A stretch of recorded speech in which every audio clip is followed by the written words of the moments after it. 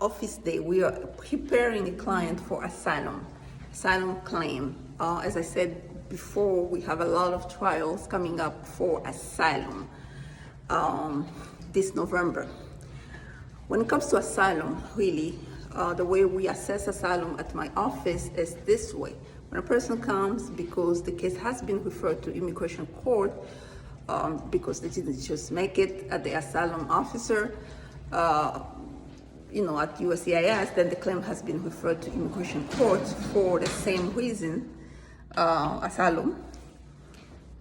This is how I'm gonna assess this case, right? The first thing we ask if the person is married and they have their family abroad.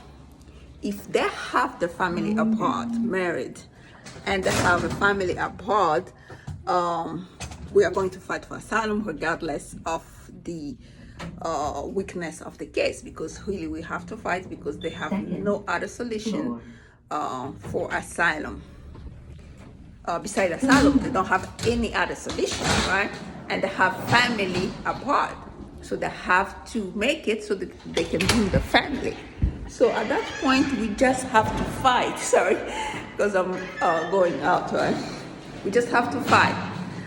But if the person is not married, or the person is married and they're physically here and have children in the US, now we start looking into the citizenship of their children. If the children are US citizens, we look at the age, whether or not we should just dismiss the case and wait for the child to turn 21 so that the child can petition for them. The reason we want to do that is because if the case is weak and we go to trial and lose, and the person ended up with an order of removal, it's going to be difficult for that person to reopen that case later on, even if they qualify.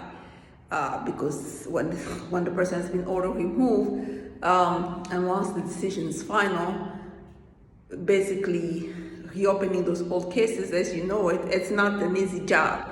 So it's not easy, and sometimes it just doesn't work, and the people stay with their I-130 approved without any solution.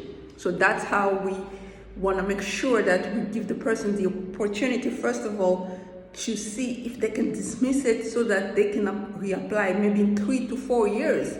And some people can make it 3 to 4 years working illegally, of course, because the work permit is going to be expired, but being able to file based on their child within 3 to 4 years is a better option than having the order of removal. So I have to go. I'll continue later.